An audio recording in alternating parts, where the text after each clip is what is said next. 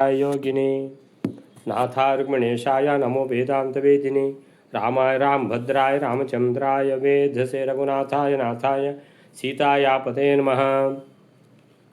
मनोजवं मारुततुल्यवेगं जितेन्द्रियं बुद्धिमतां वरिष्ठं वातात्मजं वानरयोत्तमुख्यं श्रीरामदूतं शरणं प्रपद्ये। नारायणं निखिलपूर्णगुणैकदेहं निर्दोषम् आप्यतमम् अप्यखिलैः सुवाक्यैः अस्योद्भवादितम् अशेषविशेषतोऽपि वन्द्यं सदा प्रियतमं मम सन्नमामि। नारायणं नमस्कृत्य नरं चैव नरोत्तमं देवीं सरस्वतीं व्यासं ततो जयमुदीरयेत्। व्यासाय भवनाशाय श्रीशाय गुणराशये हृद्याय शुद्धविद्याय मध्वाय च नमो नमः। तपस्वाध्याय शुश्रूषा कृष्णपूजारतं मुनिं विश्वेशमिषदं वन्दे परिव्राट् चक्रवर्तिनम्। ओम ओम अथातो ब्रह्मजिज्ञासा ओम ಶ್ರೀ ಗುರುಭ್ಯೋ ನಮಃ ಹರಿ ಓಂ. ಇವಾಗ ಕಾಂಡವನಕ್ಕೆ ಬಂದಿದ್ದಾರೆ ಯಾರು? ಕೃಷ್ಣ ಸತ್ಯಭಾಮೆಯ ಜೊತೆಗೆ, ಅರ್ಜುನ ಸುಭದ್ರೆ ಜೊತೆಗೆ. ಹಾಗೆ ಕಾಂಡವನದಲ್ಲೆಲ್ಲ ವಿಹಾರ ಮಾಡಿ ಆಮೇಲೆ ಯಮುನೆಯಲ್ಲಿ ಎಲ್ಲ ಇದು ಮಾಡಿದ್ದಾರೆ, ಏನು ಕ್ರೀಡಿಸಿದ್ದಾರೆ. ಸೊ ಇನ್ನೀಗ ಅಲ್ಲಿಂದ ಮುಂದೆ ಅಗ್ನಿ ಬ್ರಾಹ್ಮಣ ವೇಷದಲ್ಲಿ ಬಂದು ಇವರ ಹತ್ರ ಅನ್ನ ಕೇಳಿದ್ದಾನೆ. ಅದಕ್ಕೆ ಅರ್ಜುನ ಕೇಳಿಬಿಟ್ಟ, ಯಾವ ಥರದ ಅನ್ನ ಬೇಕು ನಿನಗೆ ಅಂತ. ಅಂದರೆ ಅಷ್ಟು ತನಕ ಅದು ಅಗ್ನಿ ಅಂತ ಅರ್ಜುನನಿಗೆ ಗೊತ್ತಿಲ್ಲ ಅಂತ ತಿಳ್ಕೊಳ್ಬೋದು. ಸೊ ಕೇಳಿದ ಮೇಲೆ ಮತ್ತೆ ಇನ್ನು ಕೊಡಬೇಕು. ಆವಾಗ ಅವನು ಹೇಳ್ತಾನೆ, ನಾನು ವೇಷ ಮಾತ್ರ ಬ್ರಾಹ್ಮಣ, ನಾನು ಅಗ್ನಿ, ನನಗೆ ಯಾವ ಅನ್ನ ಬೇಕು ಅಂತ ನೀವು ಕೇಳಿಬಿಟ್ಟಿದ್ದೀರಲ್ಲ, ನನಗೆ ಈ ಕಾಂಡವ ವನವನ್ನೇ ತಿನ್ನಬೇಕು ಅಂಥೇಳಿದ್ರೆ ಈಗ ಅರ್ಜುನನಿಗೆ ಈಗ ಆಗೋದಿಲ್ಲ ಅಂತ ಹೇಳಲಿಕ್ಕೆ ಆಗೋದಿಲ್ಲ. ಯಾಕಂದರೆ ಅವನಿಗೆ ಕೇಳಿದ್ದಾನೆ ಏನಂತ, ಯಾವ ಥರದ ಅನ್ನ ಬೇಕು ಅಂತ ಕೇಳಿದ ಮೇಲೆ ಅಂದರೆ ಕೊಡ್ತೇನೆ ಅಂತ ಅರ್ಥ ಅಲ್ವಾ. ಆದರೆ ಅರ್ಜುನ ಒಂದು ಕೆಲಸದ ಒಳ್ಳೆ ಮಾಡಿದ್ದಾನೆ. ಏನಂತ ಹೇಳಿದರೆ, ಕೃಷ್ಣನ ಸಮ್ಮತಿ ಪಡೆದು ಅರ್ಜುನ ಕೇಳಿದ್ದಾನೆ. ಅದು ಹೇಳಿದ್ದಾರೆ ಸ್ಪಷ್ಟವಾಗಿ ಆಚಾರ್ಯರು. ಏನಂತ ಹೇಳಿದರೆ, ಕೃಷ್ಣನ ಸಮ್ಮತಿ ರಮೇಶಿತು ಅನುಮತೆ ಊಚೆ. ಅಂದರೆ ರಮೆಯ ಗಂಡನಾದ ನಾರಾಯಣ ಶ್ರೀಕೃಷ್ಣ. ಸೊ ಶ್ರೀಕೃಷ್ಣನ ಅನುಮತಿಯನ್ನು ಪಡೆದು ಊಚೆ ಅಂತೇಳಿದರೆ, ಅದಕ್ಕೆ ಏನೇ ಕೆಲಸ ನಾವು ಮಾಡುವಾಗ ಭಗವಂತನನ್ನು ಧ್ಯಾನ ಮಾಡಿ ಆ ಕೆಲಸ ಮಾಡಬೇಕು ಅಂಥೇಳಿ. ಯಾವ ಕೆಲಸವೇ ಇರಲಿ, ಯಾಕಂತೇಳಿದರೆ ಎಲ್ಲಿ ಎಡವಟ್ಟಾಗ್ತದೋ ಯಾರಿಗೂ ಗೊತ್ತು. ಈಗ ಅರ್ಜುನ ಕೇಳಿದಾಗೆ ಆ ಬ್ರಾಹ್ಮಣ, ಹೌದು ಅನ್ನ ಬೇಕಂತ ಕೇಳಿದಲ್ಲ, ಯಾವ ಥರದ ಅನ್ನ ಬೇಕಂತ ಹೇಳಿದ್ಮೇಲೆ ಮತ್ತೆ ಕೊಡಲೇಬೇಕಲ್ವ. ಆವ ಹೇಳಿದ, ನಾನು ಬ್ರಾಹ್ಮಣ ವೇಷ ಮಾತ್ರ, ನಾನು ಅಗ್ನಿ, ನನಗೆ ಈ ಕಾಂಡವ ವನವೇ ಬೇಕು, ಇನ್ನೀಗ ಕೊಡದಿರ್ಲಿಕ್ಕಾಗತ್ತಾ? ಮೊದಲೇ ಕೃಷ್ಣನ ಸಮ್ಮತಿ ಪಡೆದ ಕಾರಣ ಅರ್ಜುನ ಸೇಫ್ ಇದ್ದಾನೆ. ಅರ್ಜುನನಿಗೆ ಏನೂ ಪ್ರಾಬ್ಲಮ್ ಇಲ್ಲ. ಒಂದು ಕೃಷ್ಣನ ಅನುಮತಿ ಅವನು ಮೊದಲೇ ಪಡೆಯದೇ ಇದ್ದಲ್ಲಿ ಈಗ ಸಿಕ್ಕಿಬಿಡ್ತಿದ್ದಲ್ವ ಅವನು. ಅದಕ್ಕೆ ನಾವು ಕೂಡ ಅಷ್ಟೇ, ಯಾವ ಸಮಯದಲ್ಲಿ ಯಾವ ಎಡವಟ್ಟು ನಮ್ಮನ್ನು ಸೇರ್ಕೊಂಡು ಬಿಡ್ತದೋ, ನಮ್ಮನ್ನು ಬಾಧಿಸ್ತದೋ ಗೊತ್ತಾಗೋದಿಲ್ಲ. ಆದ್ದರಿಂದ ಯಾವ ಕೆಲಸ ಶುರು ಮಾಡುವ ಮೊದಲು ಕೂಡ ಭಗವಂತನನ್ನು ಧ್ಯಾನ ಮಾಡಿಯೇ, ಹರಿವಾಯುಗಳನ್ನು ಧ್ಯಾನ ಮಾಡಿ ಆ ಕೆಲಸವನ್ನು ಶುರು ಮಾಡುವಂಥದ್ದು ಒಳ್ಳೆಯದು. ಯಾಕಂತೇಳಿದರೆ ಭಗವಂತನ ರಕ್ಷಣೆ ಇದ್ದರೆ, ಹೇಗೆ ಇಲ್ಲಿ ಅರ್ಜುನನಿಗೆ ಕೃಷ್ಣನ ರಕ್ಷಣೆ ಇದ್ದರೆ ಏನೂ ತಾಪತ್ರಯವೇ ಇಲ್ವಲ್ಲ, ಅದೇ ರೀತಿಯಲ್ಲಿ ನಮಗೂ ಕೂಡ ಭಗವಂತನ ಒಂದು ಸ್ಮರಣೆ ಮಾಡಿಬಿಟ್ರೆ ನಮ್ಮ ಎಷ್ಟೋ ಕೆಲಸ ಸುಲಭ ಆಗ್ತದೆ, ಎಂಥ ದೊಡ್ಡ ವಿಘ್ನ ಇದ್ದರೂ ಪರಿಹಾರ ಆಗ್ತದೆ ಅನ್ನುವಂಥ ಒಂದು ಭರವಸೆ ನಮಗೆ ಸಿಗ್ತದೆ ಅಂತ ಹೇಳ್ಕೊಂಡು ಇನ್ನು ನೆಕ್ಸ್ಟ್ ಶ್ಲೋಕಕ್ಕೆ ಹೋಗುವ. ಮಹಿಳೆಯರೇ, ಇವಾಗ ಇವತ್ತಿನ ಶ್ಲೋಕ 220. ಪುನಃ ಪೂರ್ತಿ ಕೇನ ಮೇ ಸ್ಯಾತ್ ಬಲೆ ಸೇತಿ ಅಬ್ಜೋದ್ಭವಂ ಪೃಷ್ಟವಾನಸ್ಮಿನತ್ವಾ ಯದಾ ವನಂ ಖಾಂಡವಂ ಹಿ ತ್ವಮತ್ಸಿ ತದಾ ಬಲಂ ತೇ ಭವತೀತಿ ಸೋಬ್ರವೀ. 220ನೇ ಶ್ಲೋಕ. ಅಗ್ನಿ ಹೇಳ್ತಾನೆ, ಕಮಲದಲ್ಲಿ ಉತ್ಪತ್ತಿಯುಳ್ಳ ಬ್ರಹ್ಮನನ್ನು ನಮಿಸಿ ನನಗೆ ಯಾವುದರಿಂದ ಮತ್ತೊಮ್ಮೆ ಸಂಪೂರ್ಣ ಪಚನ ಶಕ್ತಿ ಉಂಟಾಗುವುದು ಎಂದು ಕೇಳಿದನು. ಅದಕ್ಕೆ ಆ ಬ್ರಹ್ಮನು, ಯಾವಾಗ ನೀನು ಖಾಂಡವನವನ್ನು ತಿನ್ನುವಿಯೋ ಆಗ ನಿನಗೆ ಸಂಪೂರ್ಣ ಬಲವು ಬರುತ್ತದೆ ಎಂದು ಹೇಳಿದನು ಅಂತ ಹೇಳ್ತಾರೆ. ಪುನಃ ಪೂರ್ತಿ ಕೇನ ಮೇ ಸ್ಯಾದ್ ಬಲಸ್ಯ ಇತಿ ಅಬ್ಜೋದ್ಭವಂ ಪೃಷ್ಟವಾನಸ್ಮಿ ನತ್ವಾ ಯದಾ ವನಂ ಖಾಂಡವಂ ಹಿ ತ್ವಮತ್ಸಿ ತದಾ ಬಲಂ ತೇ ಭವತೀತಿ ಸೋಬ್ರವೀತ್. ಪುನಃಪೂರ್ತಿ, ಈಗ ಆ ದೇವತೆಗಳಿಗೆ ಆಹುತಿಗಳನ್ನು ತೆಗೆದುಕೊಂಡು ಹೋಗಿ ಕೊಡ್ತಾ ಇರುವಂಥ ಅಗ್ನಿದೇವ ದೇವತೆಗಳ ಹತ್ರನೇ ಕಮಿಷನ್ ಕೇಳಿಬಿಡ್ಬೇಕಾ, ನನಗೆ ಶುಲ್ಕ ಕೊಡಬೇಕು ಅಂತ. ಅವರಿಗೆ ಸಿಟ್ಟು ಬಂದು ಅವ್ರು ಶಾಪ ಕೊಟ್ಟರು. ಏನು ಶಾಪ ಕೊಟ್ಟರು ಅಂತ ಹೇಳಿದರೆ, ನಿನ್ನ ಪಚನ ಶಕ್ತಿ ಅನ್ನುವಂಥದ್ದು ಕುಂದಿ ಹೋಗಲಿ ಅಂತ. ಅಗ್ನಿಗೆ ಏನಾಯಿತು, ಒಂದೇ ಸಲಕ್ಕೆ ಶಾಕ್ ಆಗಿಬಿಡ್ತು. ಯಾಕಂತ ಹೇಳಿದರೆ ಅಗ್ನಿಗೆ ಇರುವುದೇ ಪಚನ ಶಕ್ತಿ, ಆ ದಹನ ಶಕ್ತಿಯೇ ಪಚನ ಶಕ್ತಿ. ಅಗ್ನಿಗೆ ಯಾವುದಾದ್ರೂ ಬೆಂಕಿ ಕೊಟ್ಟು ಕೂಡಲೇ ಸುಡಲಿಲ್ಲ ಅಂತ ಹೇಳಿದರೆ ಮತ್ತು ಅಗ್ನಿ ಏನು ಪ್ರಯೋಜನ, ಮತ್ತು ಅಗ್ನಿಯನ್ನು ಯಾರಾದರೂ ನಂಬ್ತಾರ? ಸೊ ಅಗ್ನಿಗೆ ತಲೆಬಿಸಿ ಆಗಿಬಿಡ್ತು. ಅಯ್ಯೋ ದೇವರೇ, ಈ ಥರ ಆಗಿಬಿಡ್ತಲ್ವಾ. ಸೊ ಅದಕ್ಕೆ ಅಗ್ನಿ ಕೇಳ್ತಾನೆ, ಪುನಃ ಪೂರ್ತಿ ಕೇನ ಮೇ ಸ್ಯಾತ್. ಈಗ ಪಚನ ಶಕ್ತಿ ಅಥವಾ ದಹನ ಶಕ್ತಿ ಕಡಿಮೆ ಆಗಿ ಹೋಗಲಿ ಅಂತ ಶಾಪ ಕೊಟ್ಟ ಮೇಲೆ ಇದು ಪುನಃ ಪೂರ್ತಿ, ಈ ದಹನ ಶಕ್ತಿ ಅನ್ನುವಂಥದ್ದು ಪೂರ್ತಿಯಾಗುವುದು ಯಾವಾಗ? ಕೇನ ಮೇ ಸ್ಯಾತ್, ಯಾವುದರಿಂದ, ಹೇಗೆ. ಸೊ ಹೇಗೆ ಆಗ್ತದೆ? ಕೇನ ಮೇ ಅಂದರೆ ನನಗೆ ನೀವು ಕೊಟ್ಟ ಶಾಪ ಇದೆಯಲ್ಲ, ಅದರಿಂದ ಪಚನ ಶಕ್ತಿ ಕಡಿಮೆ ಆಗಿದೆಯಲ್ಲ, ಈ ಪಚನ ಶಕ್ತಿ ಅಥವಾ ದಹನ ಶಕ್ತಿ ಪುನಃ ಪೂರ್ತಿಯಾಗುವುದು ಯಾವಾಗ ಅಂತ ಅಗ್ನಿಗೆ ಬಹಳ ತಲೆಬಿಸಿಯಲ್ಲಿ ಕೇಳ್ತಾನೆ. ಆಗ ಬಲಸ್ಯ ಇತಿ ಅಂತ ಹೇಳ್ತಾರೆ. ಬಲಸ್ಯ ಅಂತ ಹೇಳಿದರೆ, ಬಲ ಅಂತ ಹೇಳಿದರೆ ಅದೇ ಯಾವುದದು, ದಹನ ಶಕ್ತಿ. ಬಲಸ್ಯ ಪೂರ್ತಿ ಕೇನ ಮೇ ಸ್ಯಾತ್, ಮೊದಲಿನಂತೆ ಹೇಗೆ, ಯಾವಾಗ ಆಗ್ತದೆ, ಯಾವುದರಿಂದ ಆಗುತ್ತೆ, ನಾನು ಏನು ಮಾಡಬೇಕು ಅಂತ ಅಗ್ನಿಗೆ ಅಂತೇಳಿದ್ದು. ಯಾರಿಗೂ ಅಷ್ಟೇ, ಎಲ್ಲ ಸರಿ ಇರುವಾಗ ನಮಗೆ ತುಂಬ ಅಹಂಕಾರ ಇರ್ತದೆ, ನನ್ನಿಂದ ಮೇಲೆ ಯಾರೂ ಇಲ್ಲ ಅಂತ. ಸ್ವಲ್ಪ ಹೆಚ್ಚು ಕಡಿಮೆ ಆಗಲಿ ಅಂತೆ, ಚೂರು ಮೈ ಬಿಸಿ ಆಯಿತು, ಮೈ ಬಿಸಿ ಆಗ್ತಾ ಉಂಟು ಅಂತ ಸಾಕು, ಮೈ ಬಿಸಿ ಆದರೆ ಸಾಕು, ಅಷ್ಟಕ್ಕೆ ಮನುಷ್ಯ ಹೆದರಿ ಹೋಗಿಬಿಡ್ತಾನೆ. ಓ ಇದು ಮೈ ಬಿಸಿ ಆದರೆ ಸಿಕ್ಕಾಪಟ್ಟೆ ಬಿಸಿ ಆಗ್ತದೆ, ಸಿಕ್ಕಾಪಟ್ಟೆ ಬಿಸಿ ಆಗ್ತಾ ಇದೆ ಅಂತ. ಅಂದರೆ ಏನು ರೀಸನ್ನು ಗೊತ್ತಾಗೋದಿಲ್ಲ. ಶೀತ ಆಗಿ ಒಂದು ವೇಳೆ ಮೈ ಬಿಸಿ ಆದರೆ ಶೀತ ಜ್ವರ ಅಂತ ತಿಳ್ಕೊಳ್ಬೋದು. ಶೀತವೂ ಆಗಲಿಲ್ಲ, ಖಾಲಿ ಜ್ವರ ಬರ್ತದೆ ಅಂತ ಹೇಳಿದರೆ ಹೆದರಿ ಕೈಕಾಲು ಬಿಡುವಂಥ ವ್ಯಾಪಾರ.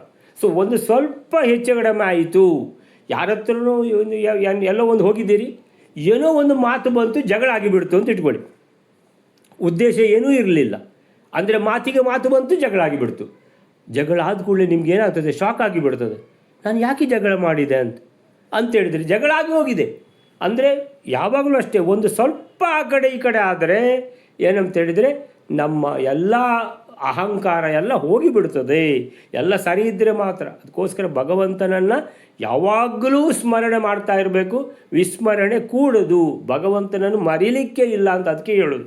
ಸೊ ಪೂರ್ತಿ ಪುನಃ ಬಲಸ್ಯ, ಬಲ ಅಂತ ಹೇಳಿದರೆ ಅಗ್ನಿದ್ದು ಬಲ ಯಾವುದು, ಪಚನ ಶಕ್ತಿಯೇ ಬಲ. ಬಲಸ್ಯ ಕೇನ ಮೇ ಸ್ಯಾತ್, ಇದು ಯಾವಾಗ ಆಗೋದು, ಯಾರಿಂದ ಆಗೋದು, ನಾನೇನು ಮಾಡಬೇಕು ಅಂತ ಅಗ್ನಿದೇವನಿಗೆ ತಲೆಬಿಸಿಯಾಗಿದೆ. ಇತಿ ಅಬ್ಜೋದ್ಭವಂ, ಅಬ್ಜದಿಂದ ಹುಟ್ಟಿದ, ಅಬ್ಜ ಅಂದರೆ ಕಮಲ. ಸೊ ಕಮಲದಿಂದ ಹುಟ್ಟಿದ, ಅಪ್ಪುಜ ನೀರಿಂದ ಹುಟ್ಟಿದ್ದು ಕಮಲ, ಅಬ್ಜ. ಅಬ್ಜ ಉದ್ಭವಂ ಅಂದರೆ ಕಮಲದಲ್ಲಿ ಉದ್ಭವನಾದದ್ದು ಯಾರು ಅಂತ ಹೇಳಿದರೆ ಚತುರ್ಮುಖ ಬ್ರಹ್ಮ. ಸೊ ಚತುರ್ಮುಖ ಬ್ರಹ್ಮನನ್ನು ಅಬ್ಜೋದ್ಭವಂ ರಾಮಂ, ರಾಮ ಅಂದರೆ ರಾಮನು, ರಾಮಂ ಅಂದರೆ ರಾಮನನ್ನು, ಕೃಷ್ಣ ಅಂದರೆ ಕೃಷ್ಣಂ ಅಂದರೆ ಕೃಷ್ಣನನ್ನು. ಸೊ ಅಬ್ಜೋದ್ಭವಂ ಬ್ರಹ್ಮ, ಚತುರ್ಮುಖ ಬ್ರಹ್ಮದೇವರನ್ನು ಪೃಷ್ಟವಾನ್, ನಾನು ಕೇಳಿದೆ. ಇದು ಯಾರಿಗೆ ಹೇಳುವುದು? ಅಗ್ನಿ ಇದೆಲ್ಲ ಅರ್ಜುನನಿಗೆ ಹೇಳುವಂಥದ್ದು. ಯಾಕೆ ಖಾಂಡವನವನ್ನು ತಿನ್ನಬೇಕಂತ ಆಯಿತು ಅಂತ ಹೇಳ್ಕೊಂಡು ಅರ್ಜುನ ಕೇಳೋದಿಲ್ವ? ಅರ್ಜುನಿಗೆ ಆಶ್ಚರ್ಯ ಆಗಿರ್ಬೋದಲ್ವ? ಅರೆ ಯಾವ ಥರದ ಅನ್ನ ಬೇಕಂತ ಕೇಳಿದ ಕೂಡಲೇ, ನಾನು ಬ್ರಾಹ್ಮಣ ಅಲ್ಲ, ನಾನು ಅಗ್ನಿ, ನನಗೆ ಈ ಖಾಂಡವನವನ್ನೇ ತಿನ್ನಬೇಕು. ಅಯ್ಯೋ ನಾವು ವಿಹಾರ ಮಾಡಲಿಕ್ಕಂತ ಇಲ್ಲಿ ಬಂದದ್ದು, ನೀವು ಕಾಂಡವನವನ್ನೇ ತಿನ್ನಬೇಕಂತ ಹೇಳಿದರೆ ನಮ್ಮ ವಿಹಾರವನ್ನೇ ಮಧ್ಯದಲ್ಲಿ ನಾವೀಗ ಕೈ ಬಿಡಬೇಕಾಗ್ತದೆ ಅಂತೇಳಿದರೆ ಅಂದರೆ ಸಿಟ್ಟು ಬರೆಸುವಂಥ ವ್ಯಾಪಾರ. ಅದಕ್ಕೋಸ್ಕರ ಅಗ್ನಿ ಕೇಳುವ ಮೊದಲೇ ಹೇಳ್ತಾನೆ ಯಾಕೆ ತಾನು ಕಾಂಡವನವನ್ನು ತಿನ್ನಬೇಕಂತ ಹೇಳಿದ್ದು ಅಂತ ಹೇಳುವಾಗ ತನ್ನ ಕತೆ ಹೇಳ್ತಾನೆ. ಹೀಗೆ ಆಯಿತು, ನಾನು ಅವರ ಹತ್ರ ಶುಲ್ಕ ಕೇಳಿದೆ, ನನಗೆ ಅವರು ಶಾಪ ಕೊಟ್ಟರು. ಶಾಪ ಕೊಟ್ಟ ಕೂಡಲೇ ನಾನು ಬ್ರಹ್ಮದೇವರನ್ನು ಕೇಳಿದೆ, ಪೃಷ್ಟವಾನ್ ಅಸ್ಮಿ, ನಾನು ಕೇಳಿದವನಾದೆ. ಕೇಳುವುದಂದರೆ ಪ್ರಶ್ನೆ ಕೇಳಿದೆ. ಏನು ಪ್ರಶ್ನೆ? ನನಗೆ ಈ ಪಚನ ಶಕ್ತಿ ಕುಂದಿ ಹೋಗಲಿ ಅಂತ ಹೇಳಿದ್ರಲ್ವ, ಇದು ಮತ್ತೆ ಸರಿಯಾಗುವುದು ಯಾವಾಗ? ಪುನಃ ಬಲಸ್ಯ ಅಂದರೆ ಈ ಪಚನ ಶಕ್ತಿ ಕೇನ ಮೇ ಸ್ಯಾತ್ ಪೂರ್ತಿ, ಇದು ಮತ್ತೆ ಪೂರ್ತಿಯಾಗುವುದು ಯಾವಾಗ? ನನಗೆ ಪಚನ ಶಕ್ತಿ ಹೀಗೆ ಅರ್ಧ ಪಚನ ಶಕ್ತಿ ಇಟ್ಕೊಂಡು ಕೂತ್ಕೊಳ್ಳೋದ ನಾನು ಯಾವಾಗಲೂ? ಇದು ಯಾವಾಗ ಪೂರ್ತಿ ಆಗ್ತದೆ ಅಂತ ಹೇಳಿಯಪ್ಪ ಅಂತ ಪ್ರಾರ್ಥನೆ ಮಾಡ್ಕೋತಾನೆ ಚತುರ್ಮುಖ ಬ್ರಹ್ಮದೇವರ ಹತ್ರ. ಯಾಕಂದರೆ ಈಗ ಶಾಪಗ್ರಸ್ತನಾಗಿದ್ದಾನೆ ಅಗ್ನಿ. ಈಗ ಏನು ಕಣ್ಣು ಹಾರಿಸುವಂತಾಗದಾಗಲಿ ಮೀಸೆ ದಪ್ಪ ಮಾಡಲಿಕ್ಕೆ ಆಗೋದಿಲ್ಲ. ಯಾಕಂತ ಹೇಳಿದರೆ ಈಗ ಅವನು ಪ್ರಾರ್ಥನೆಯೇ ಮಾಡಬೇಕಷ್ಟೆ, ಹೇಗಾದರೂ ಮಾಡಿ ನನ್ನನ್ನು ಉದ್ಧಾರ ಮಾಡಿ ಅಂತ ಹೇಳ್ತಾ ಇದ್ದಾನೆ. ಪೃಷ್ಟವಾನಸ್ಮಿ, ನಾನು ಬ್ರಹ್ಮದೇವರನ್ನು ಕೇಳಿದೆ. ನತ್ವಾ, ಉದ್ದಂಡ ನಮಸ್ಕಾರ ಮಾಡಿ ಅಂತೇಳಿದರೆ ಪ್ರಾರ್ಥನೆ ಮಾಡಿಕೊಂಡೆ, ಬೇಡ್ಕೊಂಡೆ. ಅದಕ್ಕೆ ಬ್ರಹ್ಮದೇವರು ಹೇಳಿದರು, ಯದಾ ವನಂ ಖಾಂಡವಂ ಹಿ ತ್ವಂ ಅತ್ಸಿ. ಯದಾ ಯಾವಾಗ, ಖಾಂಡವಂ ವನಂ ಖಾಂಡವ ವನವನ್ನು, ಹಿ ತ್ವಂ ಅತ್ಸಿ ನೀನು, ಅತ್ಸಿ ಅಂದರೆ ತಿಂದಾಗ, ಅತ್ಸಿ.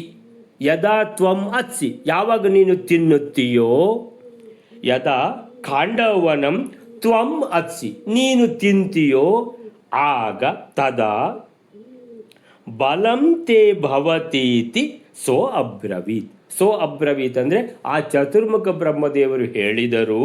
ಸಹ ಅಬ್ರವೀತ್, ಸಹ ಇದ್ದದ್ದು ಸೋ ಅಂತ ಆಗುತ್ತೆ. ಸೋ ಅಬ್ರವೀತ್ ಏನಂತ? ಯದಾ ವನಂ ಅಂದರೆ ಖಾಂಡವನಂ ತ್ವಂ ಅತ್ಸಿ, ಯಾವಾಗ ನೀನು ಖಾಂಡವನವನ್ನು ತಿಂತೀಯೋ, ತದ ಆಗ ಬಲಂ ತೇ ಭವತೀತಿ ನಿನ್ನ ಪಚನ ಶಕ್ತಿ ಆಗುತ್ತದೆ. ಪಚನ ಶಕ್ತಿ ಆಗ್ತದೆ ಅಂತ ಹೇಳಿದರೆ ಈಗ ಅರ್ಧ ಆದದ್ದು ಪೂರ್ತಿ ಆಗ್ತದೆ. ಈಗ ಅರ್ಧ ಆಗಿದೆ ಶಾಪ. ಅಂದರೆ ಶಾಪ ಮೋಕ್ಷ ಆಗೋದು ಯಾವಾಗ ಅಂತ ಹೇಳಿದ್ರೆ ನೀನು ಖಾಂಡವನವನ್ನು ಪೂರ್ತಿ ದಹಿಸಿ ನೀನೇನು ಮಾಡಬೇಕು? ಭಸ್ಮ ಮಾಡಬೇಕು. ಇವನಿಗೆ ಅಗ್ನಿಗೆ ಪಚನ ಶಕ್ತಿಯ ಕುಂದಿ ಹೋಗಿದೆ. ಈ ಕುಂದಿ ಹೋದ ಪಚನ ಶಕ್ತಿಯಿಂದ ಇವ ಖಾಂಡವನವನ್ನು ತಿನ್ನೋದು ಯಾವಾಗ ಅಂತೇಳಿದರೆ, ಖಾಂಡವನ ಉಂಟು ಇಷ್ಟು ದೊಡ್ಡದು, ಅದನ್ನು ಯಾವಾಗ ಇವ ತಿನ್ನೋದು? ಅದು ಬೇರೆಯೇ ಪ್ರಶ್ನೆ ಇರಲಿ. ಅಂತೂ ಪುನಃ ಏನು ಹೇಳ್ತಾರೆ ಅಂತ ಹೇಳಿದರೆ, ಇದಕ್ಕೆ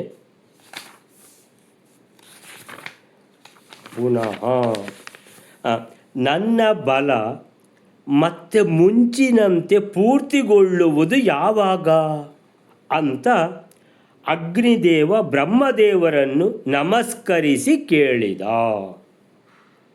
ಅಬ್ಜೋದ್ಭವನ್ ನತ್ವಾ ಪೃಷ್ಟವಾನ್ ಅಸ್ಮಿ. ಅಬ್ಜೋದ್ಭವನ್ ಚತುರ್ಮುಖ ಬ್ರಹ್ಮದೇವರನ್ನು ನತ್ವಾ ಉದ್ದಂಡ ನಮಸ್ಕಾರ ಮಾಡಿ ಪೃಷ್ಟವಾನ್ ಅಸ್ಮಿ ಕೇಳಿಕೊಂಡೆ, ಪ್ರಾರ್ಥನೆ ಮಾಡಿಕೊಂಡೆ. ಪುನಃ ಮೇ ಬಲಃ ಕೇನ ಮೇ ಪೂರ್ತಿ ಸ್ಯಾತ್. ನನ್ನ ಈ ಕುಂದಿ ಹೋದ ಪಚನ ಶಕ್ತಿ ಯಾವುದರಿಂದ ಯಾವಾಗ ಪೂರ್ತಿ ಆಗ್ತದೆ ಪುನಃ ಅಂತ ಕೇಳಿದೆ. ಅದಕ್ಕೆ ಅವರು ಸಹ ಅಬ್ರವೀತ್ ಹೇಳಿದರು, ಯದಾ ವನಂ ಖಾಂಡವಂ ಹಿ ತ್ವಂ ಅತ್ಸಿ. ನೀನು ಯಾವಾಗ ಖಾಂಡವನವನ್ನು ತಿನ್ನುತ್ತೀಯೋ ತದಾ ಬಲಂ ತೇ ಭವತೀತಿ. ತೇ ಬಲಂ ಭವತಿ ಇತಿ ಅಂದರೆ ನಿನ್ನ ಬಲ ಪೂರ್ತಿಯಾಗುತ್ತದೆ ಎಂದು ತಿಳಿಸಿದರು. ಇದು ಸಾಮಾನ್ಯವಾಗಿ ಯಾರಿಗಾದರೂ ಪಚನ ಶಕ್ತಿ ಅಥವಾ ನಮ್ಮ ಶಕ್ತಿ ಕುಂದಿ ಹೋದರೆ ನಾವು ಅದಕ್ಕೆ ಔಷಧ ತಗೊಳ್ಬೇಕಲ್ವ. ಸೊ ಔಷಧ ತಗೊಂಡು ಕೂಡಲೇ ಅದು ಸರಿಯಾಗ್ತದೆ. ಅಂತೇಳಿದರೆ ಶೀತ ಆಗಿದೆ, ಮೈ ಬಿಸಿ ಆಗಿದೆ ಅಂತೇಳಿದರೆ ದಶಮೂಲಾರಿಷ್ಟ ತಗೊಳ್ಳಿ. ಇನ್ನೊಂದು ಅಂತೇಳಿದರೆ ಅದು ವಾಸಕಾರಿಷ್ಟ ತಗೊಳ್ಳಿ. ಆಮೇಲೆ ಏನು ಶಕ್ತಿ ಕಡಿಮೆ ಆಗಿದೆ ಅಮೃತಾರಿಷ್ಟ ತಗೊಳ್ಳಿ. ಹೀಗೆ ಏನೆಲ್ಲ ಉಂಟಲ್ಲ ಒಂದೊಂದೇ.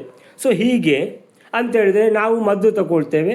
ಹಾಗೆ ಅಗ್ನಿದೇವನಿಗೂ ಕೂಡ ಪಚನ ಶಕ್ತಿ ಕಡಿಮೆ ಆದದ್ರಿಂದ ಕಾಂಡವನದಲ್ಲಿ ಬಗೆ ಬಗೆಯ ಗಿಡಮೂಲಿಕೆಗಳಿಂದ ಕೂಡಿದ ತಾನೇ ಕಾಂಡವನ. ಸೊ ಅದರ ಭಕ್ಷಣದಿಂದಾಗಿ ಅಗ್ನಿಗೆ ಉಂಟಾದ ಅಜೀರ್ಣದ ಸಮಸ್ಯೆ, ಅಗ್ನಿಗೆ ಅಜೀರ್ಣ ಆಗುವುದಂದರೆ ಪಚನ ಶಕ್ತಿ ಕುಂದಿ ಹೋಗುವುದು.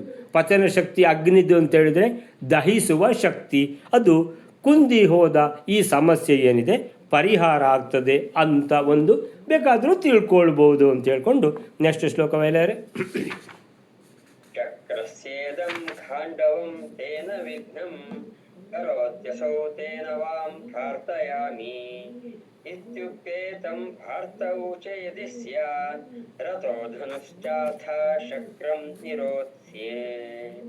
220ನೇ ಶ್ಲೋಕ. ಈ ಖಾಂಡವನವು ಇಂದ್ರನದ್ದು, ಆದ್ದರಿಂದ ನನಗೆ ಆತ್ಮ ವಿಘ್ನವನ್ನು ಮಾಡುತ್ತಿದ್ದಾನೆ. ಆದುದರಿಂದ ನಿಮ್ಮಿಬ್ಬರನ್ನು ಪ್ರಾರ್ಥಿಸುತ್ತೇನೆ ಎಂದು ವನ್ನಿಯು ಹೇಳುತ್ತಿರಲು, ಆ ವನ್ನಿಯನ್ನು ಕುರಿತು ಅರ್ಜುನನು, ನನ್ನ ಹತ್ತಿರ ರಥವೂ ಧನುಸ್ಸು ಇದ್ದ ಪಕ್ಷದಲ್ಲಿ ಇಂದ್ರನು ನಾನು ತಡೆಯುವೆನು ಅಂತ ಹೇಳುತ್ತಾನೆ. ಶಕ್ರಸ್ಯೇದಂ ಕಾಂಡವಂ ತೇನ ವಿಘ್ನಂ ಕರೋತ್ಯಸೌ ತೇನ ವಾಂ ಪ್ರಾರ್ಥಯಾಮಿ ಇತ್ಯುಕ್ತೆ ತಂ ಪಾರ್ಥ ಊಚೆ ಯದಿ ಸ್ಯಾದ್ ರಥೋ ಧನುಶ್ಚಾಥ ಶಕ್ರಂ ನಿರೋತ್ಸ್ಯೆ. ಹಾಗಾದರೆ ಅರ್ಜುನನಿಗೆ ಮತ್ತೆ ವಿಚಿತ್ರ ಕಾಣಿಸಿತು. ಅರೆ, ಈ ಅಗ್ನಿದೇವನಿಗೂ ಈ ಥರ ಒಂದು ಶಾಪ ಬಂದದ್ದ? ಈ ಶಾಪ ನಿವಾರಣೆ ಆಗಬೇಕಿದ್ದರೆ, ಪಚನ ಶಕ್ತಿ ಪೂರ್ತಿ ಆಗಬೇಕಿದ್ದರೆ ಬ್ರಹ್ಮದೇವರು ಹೇಳಿದ್ದಾರೆ ಕಾಂಡವನವನ್ನು ತಿನ್ನಬೇಕು ಅಂತ. ಕಾಂಡವನವನ್ನು ತಿನ್ನುವುದು ಅಂತ ಹೇಳಿದರೆ ಇದೇನು ಒಂದು ಸಣ್ಣ ಕೆಲಸವ? ದೊಡ್ಡ ಕೆಲಸ ಇದು. ಅದಕ್ಕೆ ಮತ್ತೆ ಹೇಳ್ತಾನೆ ಅಗ್ನಿ, ಶಕ್ರಸ್ಯ ಇದಂ ಕಾಂಡವಂ. ಇದು ಕಾಂಡವವನ ಯಾರ್ದು ಅಂತ ಹೇಳಿದರೆ ದೇವಲೋಕದ ಒಡೆಯ ದೇವೇಂದ್ರನದ್ದಿದು. ಶಕ್ರಸ್ಯ ಇದಂ ಕಾಂಡವಂ. ಹಾಗಾದರೆ ದೇವೇಂದ್ರನ ಕಾಂಡವವನ ಕೇಳ್ತಾ ಇರೋದು ಯಾರ ಹತ್ರ? ಕೃಷ್ಣಾರ್ಜುನರ ಹತ್ರ. ಕೃಷ್ಣನ ಹತ್ರ ಕೇಳಿದರೆ ತೊಂದರೆ ಇಲ್ಲ, ಅರ್ಜುನನ ಹತ್ರ ಕೇಳಿದರೆ ಹೇಗೆ ಅಂತ ಪ್ರಶ್ನೆ ಬರ್ತದೆ. ಯಾಕೆ ಅಂತ ಹೇಳಿದರೆ, ಅರ್ಜುನ ಯಾರು? ಇಂದ್ರನೇ ಅರ್ಜುನನಾಗಿ ಹುಟ್ಟಿದ್ದು. ಇಂದ್ರನ ವನ ಅರ್ಜುನ ಹೇಗೆ ಅದನ್ನು ತಿನ್ನಲಿಕ್ಕೆ ಬಿಡ್ತಾನೆ? ಯಾರಿಗೆ? ಅಗ್ನಿಗೆ ಅನ್ನುವಂಥ ಒಂದು ನಮಗೆ ಸಂದೇಹ ಬರ್ತದೆ. ಅರೆ, ಅರ್ಜುನ ಬೇರೆನಾ ಇಂದ್ರ ಬೇರೆನಾ ಅಂತೇಳಿದರೆ ಲೆಕ್ಕಕ್ಕೆ ಇಂದ್ರ ಅರ್ಜುನನಾಗಿ ಮನುಷ್ಯ ಲೋಕದಲ್ಲಿ ಹುಟ್ಟಿದ್ದಾನೆ. ಇಂದ್ರ ಅಂತೇಳಿದರೆ ಮೂಲ ರೂಪದ ದೇವತೆ, ಅರ್ಜುನ ಮನುಷ್ಯ ರೂಪದಲ್ಲಿರುವಂಥ ಇಂದ್ರ ಅಂತ ಈ ರೀತಿಯಲ್ಲಿ ಹೇಳ್ಕೋಬೋದು. ಶಕ್ರಸ್ಯ ಇದಂ ಕಾಂಡವಂ. ಅಗ್ನಿ ಹೇಳ್ತಾನೆ ಇದು ಕಾಂಡವನ ಇಂದ್ರನದ್ದು. ಶಕ್ರಸ್ಯ ಇಂದ್ರನ, ಕಾಂಡವಂ ವನಂ ಇದಂ. ಈ ಕಾಂಡವನ ಅದು ದೇವೇಂದ್ರನದ್ದು. ತೇನ ವಿಘ್ನಂ ಕರೋತಿ ಅಸೌ ಅಂತೇಳಿದರೆ ಅವನು, ಅಸೌ ತೇನ ಅಂತೇಳಿದರೆ ಸುಮಾರು ಸಲ ಬಂದಿದ್ದಾನೆ ಅಂತ ಆಯಿತು ಈ ಅಗ್ನಿ. ಯಾವುದನ್ನು? ಕಾಂಡವನ ತಿನ್ನಲಿಕ್ಕೆ. ಅದಕ್ಕೆ ಪ್ರತಿ ಸಲ ಬಂದಾಗ ತೇನ ಆ ದೇವೇಂದ್ರನಿಂದ ವಿಘ್ನಂ ಕರೋತಿ, ಅವನು ವಿಘ್ನ ಮಾಡಿಯೇ ಮಾಡ್ತಾನೆ, ಪ್ರತಿ ಸಲ ಮಾಡಿದ್ದಾನೆ ಅಂತ ಅದರ ಅರ್ಥ. ತೇನ ವಿಘ್ನಂ ಕರೋತಿ, ಅವ ಬಿಡ್ತಾನ ನನಗೆ? ಅವ ಇಂದ್ರ ವಿಘ್ನ ಮಾಡುವುದಂತ ಹೇಳಿದರೆ ಹೇಗೆ? ನಿಮಗೆ ಗೊತ್ತಿರ್ಬೋದು. ಅಲ್ಲಿ ಶ್ರೀಕೃಷ್ಣ ಯಾವುದನ್ನು ಪರ್ವತ, ಎಂಥ ಪರ್ವತ ಅದು? ಆ ಪರ್ವತವನ್ನು ಗೋವರ್ಧನ ಪರ್ವತವನ್ನು ಎತ್ತಲಿಕ್ಕೆ ಹೋದಾಗ ಅದರ ಮೊದಲು ಏನು ನಡೆದಿತ್ತು? ಯಾತಕ್ಕೆ ಎತ್ತಿದ್ದು ಕೃಷ್ಣ? ಇಂದ್ರ ಧಾರಾಕಾರವಾಗಿ ಮಳೆ ಸುರಿಸಿದ. ಆ ಮಳೆ ಪೆಟ್ಟು ತಡಿಲಿಕ್ಕಾಗಲಿಲ್ಲ. ಎಲ್ಲ ದನಕರುಗಳು ಎಲ್ಲ ಮನುಷ್ಯರೆಲ್ಲ ಕೊಚ್ಚಿಕೊಂಡು ನೀರಿನಲ್ಲಿ ನೆರೆಯಲ್ಲಿ ಹೋಗಲಿಕ್ಕೆ ಶುರುವಾದರು. ಆಗ ಕೃಷ್ಣ ಏನು ಮಾಡಿದ? ಗೋವರ್ಧನ ಪರ್ವತವನ್ನೇ ಎತ್ತಿ ಕೊಡೆಯಾಗಿ ಹಿಡ್ಕೊಂಡ, ಎಲ್ಲರೂ ಒಳಗೆ ಬನ್ನಿ ಅಂತ. ಎಲ್ಲ ಗೋವುಗಳು ಮತ್ತು ಎಲ್ಲ ಗೋಪಾಲಕರು, ಎಲ್ಲ ಗೋಪರು, ಗೋಪಿಕೆಯರು, ಮಕ್ಕಳು, ವೃದ್ಧರು ಎಲ್ಲ ಬನ್ನಿ, ಇದು ಯಾವುದು ಗೋವರ್ಧನ ಪರ್ವತವೇ ದೊಡ್ಡ ಕೋಡೆ, ಆ ಕೋಡೆ ಅಡಿಯಲ್ಲಿ ನಿಲ್ಲಿ ಅಂತೇಳಿದರೆ ಇಂದ್ರನ ದೊಡ್ಡ ಒಂದು ಆಯುಧ ವಜ್ರಾಯುಧ ಇದ್ದಾಗೆ ಇನ್ನೊಂದು ಆಯುಧ ಏನಂತೇಳಿದರೆ ಮಳೆ ಸುರಿಸುವಂಥದ್ದು. ಇಲ್ಲಿ ಪಾಪ ಅಗ್ನಿಗೆ ಕಾಂಡವವನ್ನು ತಿನ್ನಬೇಕು. ಮೊದಲೇ ಅವನಿಗೆ ತಿಂದದ್ದು ಜೀರ್ಣ ಆಗುವುದಿಲ್ಲ, ಪಚನ ಶಕ್ತಿ ಇಲ್ಲ ಅವನಿಗೆ. ಈ ಇಂದ್ರ ಏನು ಮಾಡೋದು, ಮಳೆ ಸುರಿಸ್ತಾನೆ. ಮಳೆ ಸುರಿಸಿದರೆ ಈ ಅಗ್ನಿ ಮೊದಲೇ ಗಟ್ಟಿ ಇಲ್ಲ, ಅದು ಗಟ್ಟಿ ಇಲ್ಲದ ಅಗ್ನಿ ಮಳೆ ಸುರಿಸಿದ ಕೂಡಲೇ ನಂದಿ ಹೋಗ್ತದೆ. ಅಂದರೆ ಅಗ್ನಿದೇವ ಪ್ರತಿ ಸಲ ವಾಪಸ್ ಹೋಗಿದ್ದಾನೆ, ಈ ಇಂದ್ರ ಬಿಡುವುದಿಲ್ಲ ಅಂತ. ಅದಕ್ಕೆ ಮೆಲ್ಲ ಬಂದು ಕೇಳಿದ್ದು ಯಾರ ಹತ್ರ, ಈ ಕೃಷ್ಣಾರ್ಜುನರ ಹತ್ರ. ಪುಣ್ಯಕ್ಕೆ ಕೃಷ್ಣನ ಸಮ್ಮತಿ ತೊಗೊಂಡ್ಬಿಟ್ಟಿದ್ದಾನೆ ನೋಡಿ. ಎಷ್ಟು ಇಂಪಾರ್ಟೆಂಟ್ ಅಂತೇಳಿದರೆ, ನಾವು ಯಾವ ಕೆಲಸ ಶುರು ಮಾಡುವಾಗಲೂ ಭಗವಂತನನ್ನು ಸ್ಮರಣೆ ಮಾಡಲೇಬೇಕಂದ್ರೆ ಎಡವಟ್ಟು ಆಫ್ಟರ್ ಎಡವಟ್ಟು, ಒಂದಲ್ಲ ಎಡವಟ್ಟು ಅಂತೇಳಿದರೆ ಎಲ್ಲ ಸರಿ ಅಂತ ಹೇಳಿಬಿಟ್ಟಿದ್ದಾನೆ. ಯಾವ ಅನ್ನ ಬೇಕು ಅಂತ ಹೇಳ್ತಾನೆ, ನಾನು ಅಗ್ನಿದೇವ, ನನಗೆ ಈ ಕಾಂಡವವನವೇ ಅನ್ನ, ನಾನು ಅದನ್ನು ತಿಂತೇನೆ ಅಂತ. ಮತ್ತೆ ಹೇಳ್ತಾನೆ ಇದು ದೇವೇಂದ್ರನದ್ದು. ಅಯ್ಯೋ ರಾಮಚಂದ್ರ, ದೇವೇಂದ್ರ ಬೇರೆ, ನಾನು ಬೇರೆನಾ? ನಾನೇ ದೇವೇಂದ್ರ. ಈಗ ನಾನು ಹೇಗೆ ಇದನ್ನು ಪರ್ಮಿಷನ್ ಕೊಡೋದು? ನಾನು ಹೂ ಅಂತ ಹೇಳಿ ಆಗಿದೆ, ನಿಮಗೆ ಯಾವ ಅನ್ನ ಬೇಕು ಅಂತ ಕೇಳಿ ಆಗಿದೆ. ಅದಕ್ಕೆ ಕೃಷ್ಣನ ಸಮ್ಮತಿ ಪಡೆದಿದ್ದಾನೆ ಬದುಕಿದ ಅರ್ಜುನ. ಶಕ್ರಸ್ಯ ಇದಂ ಖಾಂಡವಂ ತೇನ ವಿಘ್ನಂ ಕರೋತಿ. ಅವನು ನನಗೆ ಪ್ರತಿ ಸಲ ವಿಘ್ನ ಮಾಡ್ತಾನೆ. ಅಸೌ ಅವನು, ತೇನ ಆ ಕಾರಣಕ್ಕೋಸ್ಕರ ನಿಮ್ಮನ್ನು ನೋಡಿದೆ ಅಲ್ವ ನಾನು, ಕೃಷ್ಣ ಮತ್ತು ಅರ್ಜುನರು ವಾಂ ಪ್ರಾರ್ಥಯಾಮಿ, ನಿಮ್ಮನ್ನು ಪ್ರಾರ್ಥನೆ ಮಾಡಲಿಕ್ಕೆ ಬಂದಿದ್ದೇನೆ, ಪ್ರಾರ್ಥನೆ ಮಾಡ್ತಾ ಇದ್ದೇನೆ. ಇತ್ಯುಕ್ತೆ ಈ ರೀತಿ ಹೇಳಲು ತಮ್ ಪಾರ್ಥ ಊಚೆ. ಆವಾಗ ಅರ್ಜುನ ಯೋಚನೆ ಮಾಡ್ತಾನೆ, ಬೇರೆ ಏನು ಯೋಚನೆ ಮಾಡಲಿಲ್ಲ ಅವನಿಗೆ ಎಡವಟ್ಟು ಎಷ್ಟು ದೊಡ್ಡ ಎಡವಟ್ಟು ಆದರೂ ಈ ಸಲ ಅವನಿಗೆ ಯಾವ ತಲೆಬಿಸಿನೂ ಇಲ್ಲ. ಯಾಕಂದರೆ ನಾನು ಕೃಷ್ಣನ ಸಮ್ಮತಿ ಪಡೆದಿದ್ದೇನೆ, ಕೃಷ್ಣ ಎಲ್ಲ ನೋಡ್ಕೊಳ್ತಾನೆ ಅಂತ. ಸೊ ಏನು ಮಾಡಿದ, ಅವನಿಗೆ ಅವನನ್ನು ಅಗ್ನಿಯನ್ನು ಕುರಿತು ಪಾರ್ಥ ಊಚೆ ಅರ್ಜುನ ಹೇಳ್ತಾನೆ, ಯದಿ ಒಂದು ವೇಳೆ ರಥ ಧನುಶ್ಚ ಅಥ ಅಂತೇಳಿದರೆ ನನ್ನ ಹತ್ರ ಈಗ ಇಂದ್ರ ಯುದ್ಧ ಮಾಡಲಿಕ್ಕೆ ಬರ್ಬೋದಲ್ವ? ಯಾಕಂದರೆ ಇಂದ್ರನ ವನ, ಇಂದ್ರ ನಿನ್ನನ್ನು ಮೊದಲು ತಡೆದಿದ್ದಾನೆ ಅಂದರೆ ಈಗಲೂ ತಡೀತಾನಂತ ಲೆಕ್ಕ. ಈಗ ಇಂದ್ರ ತಾನಂತ ಹೇಳಿದ್ರೆ ನಾನು ಇಂದ್ರನೊಟ್ಟಿಗೆ ಯುದ್ಧ ಮಾಡಬೇಕು. ಯುದ್ಧ ಮಾಡಲಿಕ್ಕೆ ನನಗೇನು ಬೇಕು? ರಥ ಬೇಕು, ನನ್ನ ಹತ್ರ ಇಲ್ಲ ಇಲ್ಲಿ. ಆಮೇಲೆ ಅಥವಾ ಯುದ್ಧ ಮಾಡಲಿಕ್ಕೆ ಬೇಕಾದ ವಿಶೇಷ ರಥ ಬೇಕು. ಅಗ್ನಿದೇವನ ಹತ್ರ ಕೇಳುವ ಅಂತ. ಅಗ್ನಿದೇವ ಅವನದು ಪ್ರಾರ್ಥನೆ ಮುಂದಿಟ್ಟಿದ್ದಾನಲ್ವ, ನಮ್ಮದು ಒಂದು ಪ್ರಾರ್ಥನೆ ಮುಂದಿಡುವ. ನಿಮ್ಮದು ಕೆಲಸ ಆ ಕೆಲಸ ಮಾಡಬೇಕಿದ್ರೆ ನಮಗೆ ಈ ಕೆಲಸ ಮಾಡಿಕೊಡು ಅಂತ. ರಥ ಧನುಶ್ಚ ಅಂದರೆ ವಿಶೇಷವಾದ ಧನುಸ್ಸು ಒಂದು ವೇಳೆ ನೀನು ಕೊಡುವುದಿದ್ದರೆ, ಯದಿ ಸ್ಯಾತ್ ಅಂದರೆ ಇದ್ದರೆ, ಯಾವುದಿದ್ದರೆ ರಥ ಧನುಶ್ಚ. ಸೊ ಧನುಸ್ಸು ಮತ್ತು ರಥ, ವಿಶೇಷ ರಥ ವಿಶೇಷ ಧನುಸ್ಸು ಒಂದು ವೇಳೆ ನೀನು ಕೊಡುವುದಿದ್ದರೆ, ಶಕ್ರಂ ನಿರೋತ್ಸ್ಯೆ. ಆ ಶಕ್ರ ಅಂದರೆ ದೇವೇಂದ್ರ, ಯಾರು ನಮ್ಮಪ್ಪ, ಅವನು ಬಂದಾಗ ಅವನನ್ನು ನಾನು ತಡೀತೇನೆ.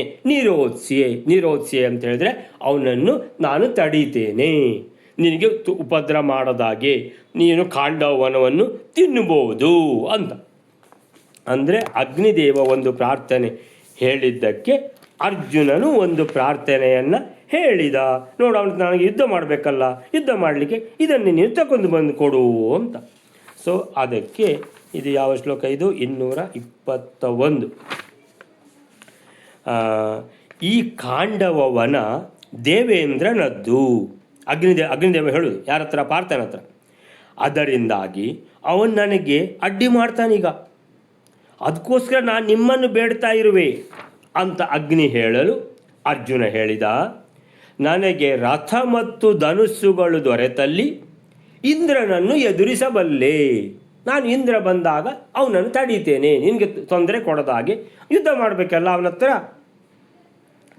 ಅಗ್ನಿದೇವನ ಬ್ರಹ್ಮದೇವರ ಮಾತಿನಂತೆ ಅಗ್ನಿದೇವ ಈ ಖಾಂಡವನವನ್ನು ತಿನ್ನಲಿಕ್ಕೆ ಸತತ 7 ಬಾರಿ ಪ್ರಯತ್ನಿಸಿ ವಿಫಲನಾಗಿದ್ದ ಕತೆ.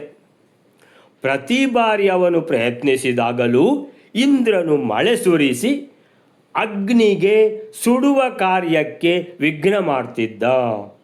ಆದ್ದರಿಂದ ಈ ಸಲ ನಿರ್ವಿಘ್ನವಾಗಿ ಈ ಕಾಂಡವನವನ್ನು ತಿಂದೇ ಬಿಡಬೇಕು ಅಂತ ನಿಮ್ಮಿಬ್ಬರನ್ನು ನೋಡಿ ಬಂದೆ.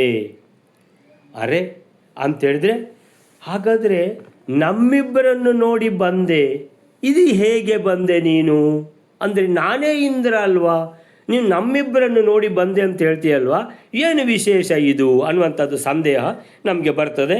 ಸೊ ನೆಕ್ಸ್ಟ್ ಶ್ಲೋಕ ಬೈದರೆ,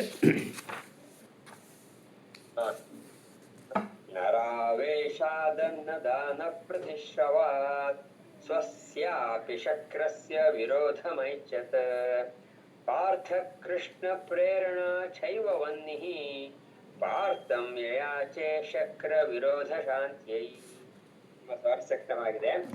ಅರ್ಜುನನು ನರರೂಪಿಯಾದ ಶ್ರೀಹರಿಯ ಆವೇಶ ರೂಪವಾದ ಕಾರಣದಿಂದಲೂ ಮತ್ತು ಕೃಷ್ಣನ ಪ್ರೇರಣಾ ರೂಪವಾದ ನಿಮಿತ್ತದಿಂದಲೂ ಅನ್ನದಾನ ಮಾಡುತ್ತೇನೆ ಎನ್ನುವ ಪ್ರತಿಜ್ಞೆಯಿಂದ ತನ್ನಿಂದ ಅಭಿನ್ನನಾದರೂ ದೇವೇಂದ್ರನ ವಿರೋಧವನ್ನು ಇಚ್ಛಿಸಿದನಂತೆ. ವನ್ನಿಯು ಅರ್ಜುನನನ್ನು ಇಂದ್ರನ ವಿರೋಧ ಶಾಂತಿಗಾಗಿ ಬೇಡಿದನು. ನರಾವೇಶಾತ್ ಅನ್ನದಾನ ಪ್ರತಿಶ್ರವಾತ್ ಸ್ವಸ್ಯಾಪಿ ಶಕ್ರಸ್ಯ ವಿರೋಧಮೈಚ್ಛತ್ ಪಾರ್ಥಕೃಷ್ಣಸ್ಯ ಪ್ರೇರಣಾಚ್ಚೈವ ವನ್ನಿಃ ಪಾರ್ಥಂ ಯಯಾಚೆ ಶಕ್ರವಿರೋಧ ಶಾಂತ್ಯೈ. ನರಾವೇಶಾತ್, ಈಗ ಇಂದ್ರನೇ ಅರ್ಜುನನಾಗಿ ಹುಟ್ಟಿದರೂ ಇಲ್ಲಿ ಭೂಲೋಕದಲ್ಲಿ ಹುಟ್ಟಿದ್ದಾನೆ ಮನುಷ್ಯನಾಗಿ ಹುಟ್ಟಿದಾಗ ಭಗವಂತ ಮಾಡಿದ ರೂಲ್ಸ್ ಉಂಟು. ಏನಂತೇಳಿದರೆ, ಮನುಷ್ಯನಾಗಿ ಹುಟ್ಟಿದಾಗ ಮನುಷ್ಯರು ಹೇಗಿರ್ತಾರೆ ಹಾಗಿರಬೇಕು. ಸೊ ಯಥಾ ಲೋಕ ಯಥಾ ಸ್ಥಿತಿ ಇದೆಲ್ಲ ಅಪ್ಲೈ ಆಗ್ತದಲ್ಲ, ಎಲ್ಲ ಕಾನೂನುಗಳು. ಒಂದು ನರಾವೇಶಾತ್ ಏನಂತೇಳಿದರೆ, ಇಲ್ಲಿ ಅರ್ಜುನ ಮನುಷ್ಯನಾಗಿ ಹುಟ್ಟಿದ್ದಾನೆ ಭೂಲೋಕದಲ್ಲಿ, ಅಂದರೆ ಇಲ್ಲಿ ಮತ್ತೆ ಆದಿಶೇಷನ ಆವೇಶ ಉಂಟು. ನರಾವೇಶಾತ್ ಭಗವಂತ ಕೃಷ್ಣನ ಸನ್ನಿಧಾನವೇ ಉಂಟು ಅರ್ಜುನನಲ್ಲಿ. ಸೊ ಹೀಗೆ ಇಂದ್ರನೇ ಅಲ್ಲ, ಅರ್ಜುನ ಇಂದ್ರನೇ ಅರ್ಜುನನಾಗಿ ಹುಟ್ಟಿದರೂ ಮನುಷ್ಯ ಲೋಕದಲ್ಲಿ ಹುಟ್ಟಿದ್ದಾನೆ. ಆದಿಶೇಷನ ಆವೇಶ ಇದು ಉಂಟು. ನರಾವೇಶ, ನರ ಅಂದರೆ ಆದಿಶೇಷನ ಆವೇಶ ಉಂಟು ಅವನಲ್ಲಿ. ಆಮೇಲಿಂದ ಕೃಷ್ಣನ ಸನ್ನಿಧಾನ ಉಂಟು, ಕೃಷ್ಣ ಹತ್ತಿರನೇ ಇದ್ದಾನೆ. ಇದೆಲ್ಲ ನೋಡಿದ್ದಾನೆ ಅಗ್ನಿ. ಮತ್ತೆ ಮೊದಲು ಬಂದು ಕೇಳಿಬಿಟ್ಟಿದ್ದಾನೆ. ಏನಂತೇಳಿದರೆ, ಬ್ರಾಹ್ಮಣ ವೇಷ ಹಾಕ್ಕೊಂಡು ಬಂದಿದ್ದಾನೆ. ಯಾಕಂತೇಳಿದರೆ ಕೃಷ್ಣ ಮತ್ತು ಅರ್ಜುನ ಇಬ್ಬರಿಗೂ ಬ್ರಾಹ್ಮಣರ ಮೇಲೆ ಮಹಾ ಗೌರವ. ಸೊ ಅದಕ್ಕೆ ಮೇಲೆ ಬ್ರಾಹ್ಮಣ ವೇಷ ಹಾಕ್ಕೊಂಡು ಬಂದು ಆಮೇಲಿಂದ ಅವನಿಗೆ ಏನು ಬೇಕು ಅಂತ ಕೇಳಿ ನೀನು ಅಂತ ಕೃಷ್ಣನ ಒಂದು ಸಮ್ಮತಿ ಪಡ್ಕೊಂಡೇ ಬಂದಿದ್ದಾನೆ ಅರ್ಜುನ. ಇದೆಲ್ಲ ನೋಡಿದ್ದಾನೆ. ನೋಡಿ ಅರ್ಜುನ ಕೇಳಿಬಿಟ್ಟಿದ್ದಾನೆ, ನಿನಗೆ ಯಾವ ಥರದ ಅನ್ನ ಬೇಕು ಕೊಡ್ತೇನೆ ಅಂತ. ಸೊ ಅಂದರೆ ಆಲೋಚನೆ ಮಾಡಿದ ಅಗ್ನಿ, ಈ ಸಲ ನಂದು ಕೆಲಸ ಆಗ್ತದೆ. ಯಾಕಂದರೆ ಕೃಷ್ಣನ ಹತ್ರ ಕೇಳಿ ಬಂದಿದ್ದಾನೆ, ಯಾವ ಥರದ ಅನ್ನ ಬೇಕು ಅಂತ ಕೇಳಿದ್ದಾನೆ, ಇನ್ನು ಕೊಡದಿರ್ಲಿಕ್ಕಾಗೋದಿಲ್ಲ. ನಂತರ ಅನ್ನದಾನ ಪ್ರತಿಶ್ರವಾತ್, ಅನ್ನದಾನ ಮಾಡ್ತೇನೆ ಅಂತ ಪ್ರತಿಜ್ಞೆ ಮಾಡಿಯಾಗಿದೆ. ಎಂಥ ಪ್ರತಿಜ್ಞೆ ಇದು, ಯಾವ ಥರದ್ದು ಅಂತ ಹೇಳಿದರೆ, ನಿಂಗೆ ಯಾವ ಥರದ ಅನ್ನ ಬೇಕು, ಯಾವ್ದೃಕ್ ಅಲ್ವಾ, ಯಾವ್ದೃಕ್ ಅನ್ನ ಬೇಕು ನಿಂಗೆ ಅಂತ ಕೇಳಿದಾನವ ಅಲ್ವಾ. ಕೀದೃಕ್ ತೇ ಅನ್ನಂ ಇಷ್ಟಂ ವದ ಅಂತ ಹೇಳಿದಾನೆ. ನಿನಗೆ ಯಾವ ಥರದ ಅನ್ನ ಬೇಕು ಕೊಡ್ತೇನೆ ಅಂತ. ಅವನು ಹೇಳಿದಾನೆ, ನನಗೆ ಕಾಂಡವನವೇ ಬೇಕು, ಇದೇ ಅನ್ನ ನನಗೆ ಅಂತ. ಆಯಿತಾ. ಸೊ ಪ್ರತಿಶ್ರವಾದ ಅಂತ ಹೇಳಿದರೆ ಕೊಡ್ತೇನೆ ಅಂತ ಹೇಳ್ಕೊಂಡು ಪ್ರತಿಜ್ಞೆ ಮಾಡಿ ಆಗಿದೆ. ಕೃಷ್ಣನ ಸಮ್ಮತಿ ಪಡ್ಕೊಂಡು ಈ ಸಲ ಖಂಡಿತ ಕೆಲಸ ಆಗ್ತದೆ ಅಂತ ಗೊತ್ತಿದೆ ಯಾರಿಗೆ, ಅಗ್ನಿದೇವನಿಗೆ. ಸ್ವಸ್ಯಾಪಿ ಶಕ್ರಸ್ಯ ವಿರೋಧ ಮೈಚ್ಛತ್. ಮತ್ತೆ ಏನಂತ ಹೇಳಿದ್ರೆ, ಸ್ವಸ್ಯಾಪಿ ಅಂತೇಳಿದ್ರೆ ಎಷ್ಟಾದರೂ ಅರ್ಜುನನಿಗೆ ಇಂದ್ರ ಮೂಲ ರೂಪ. ಅರ್ಜುನ ಆಯಿತು ಅಂತ ಹೇಳಿದ ಕೂಡಲೇ ಇಂದ್ರ ಆಗೋದಿಲ್ಲ ಅಂತ ಹೇಳಲಿಕ್ಕೆ ಆಗೋದಿಲ್ಲ. ಅಯ್ಯೋ ಅಂದರೆ ಏನಂತಂದರೆ ಡಬಲ್ ಆ್ಯಕ್ಟಿಂಗ್ ಥರ ಅಲ್ವಾ. ಅವನ ಮೂಲ ರೂಪ ಇಲ್ಲಿ ಭೂಲೋಕದಲ್ಲಿ ಅವನದೇ ರೂಪ ಇರುವುದು. ಇಲ್ಲಿ ಭೂಲೋಕದ ರೂಪ ಅರ್ಜುನ, ಅವನಿಗೆ ಆಯಿತು ಅಂತ ಹೇಳಿದ ಮೇಲೆ ಆ ಇಂದ್ರ ಬಂದು ಆಗೋದಿಲ್ಲ ಅಂತ ಹೇಗೆ ಹೇಳೋದು? ಅದು ಒಂದು ಪ್ರಾಬ್ಲಮ್ ಆಗ್ತದೆ. ಸೊ ಆಯಿತಾ. ಸ್ವಸ್ಯಾಪಿ, ಸ್ವಸ್ಯ ಅಂದರೆ ತನ್ನದೇ ರೂಪ ಇದು. ಅರ್ಜುನ ಆಯಿತು ಅಂತ ಹೇಳಿದರೆ ಇಂದ್ರ ಆಗೋದಿಲ್ಲ ಅಂತ ಹೇಳಲಿಕ್ಕೆ ಕಷ್ಟ ಆಗ್ತದೆ. ಯಾಕಂತೇಳಿದರೆ ಎರಡೂ ಒಂದೇ ರೂಪಗಳು. ಸ್ವಸ್ಯಾಪಿ ಅಂದರೆ ತನ್ನದೇ ರೂಪ, ಆದರೂ ಶಕ್ರಸ್ಯ ವಿರೋಧ ಮೈಚ್ಛತ್, ಆದರೂ ಇಂದ್ರ ಒಂದು ವೇಳೆ ಬಂದು ವಿರೋಧ ಮಾಡಬಹುದು. ಇಲ್ಲ ಅಂತ ಹೇಳಲಿಕ್ಕಾಗೋದಿಲ್ಲ, ಸಾಮಾನ್ಯ ಮಾಡಲಿಕ್ಕಿಲ್ಲ. ಪಾರ್ಥ ಕೃಷ್ಣಸ್ಯ ಪ್ರೇರಣಾತ್ ಚ ಏವ. ಪಾರ್ಥನಾದರೂ ಒಳ್ಳೆ ಕೆಲಸ ಈ ಸಲ ಮಾಡಿದ್ದಾನೆ. ಏನಂದರೆ ಕೃಷ್ಣಸ್ಯ ಪ್ರೇರಣಾತ್ ಚ ಏವ, ಕೃಷ್ಣನ ಪ್ರೇರಣೆಯಿಂದಲೇ ಬಂದಿದ್ದಾನೆ, ಕೃಷ್ಣನ ಸಮ್ಮತಿ ಪಡ್ಕೊಂಡೇ ಬಂದಿದ್ದಾನೆ. ಹೋಗಪ್ಪ ಆ ಬ್ರಾಹ್ಮಣನಿಗೆ ಏನು ಬೇಕಂತ ಕೇಳೋ ಅರ್ಜುನ ಅಂತ ಕೃಷ್ಣನೇ ಹೇಳಿ ಕಳಿಸಿದ್ದು ಅಂತ ಹೇಳಿದರೆ ಆಯಿತು, ಅವನಿಗೆ ಕೇಳಿದ್ದನ್ನು ಕೊಡುವುದಾ, ಆಯಿತು ಅಂತ ಹೇಳ್ಕೊಂಡು ಸೊ ಕೃಷ್ಣನ ಸಮ್ಮತಿ ಪಡ್ಕೊಂಡು ಬಂದಿದ್ದಾನೆ. ಇದು ಎಲ್ಲ ನೋಡಿದರೆ ನರನ ಆವೇಶ ಇದೆ. ನಿಮಗೆ ಯಾವ ಥರದ ಅನ್ನ ಬೇಕು ಕೊಡ್ತೇನೆ ಅಂತ ಪ್ರತಿಜ್ಞೆ ಮಾಡಿದ್ದಾನೆ. ಆಮೇಲಿಂದ ಕೃಷ್ಣನ ಪ್ರೇರಣೆ, ಕೃಷ್ಣನ ಅನುಗ್ರಹ, ಕೃಷ್ಣನ ಸಮ್ಮತಿ. ಕೃಷ್ಣ ಅಂದರೆ ಯಾರು? ಭಗವಂತ. ಭಗವಂತನ ಸಮ್ಮತಿ ಇದೆ ಅಂತ ಹೇಳಿದ ಮೇಲೆ, ಆ ಸಮ್ಮತಿಯಿಂದ ಇವ ಪ್ರತಿಜ್ಞೆ ಮಾಡಿದ್ದಾನೆ ಅಂತ ಹೇಳಿದ ಮೇಲೆ, ಇವನೇ ಇಂದ್ರ ಅಂತ ಹೇಳಿದ ಮೇಲೆ ಅಗ್ನಿಗೆ ಖಂಡಿತ ಈ ಸಲ ಕನ್ಫರ್ಮ್ ಆಗಿಬಿಟ್ಟಿದೆ.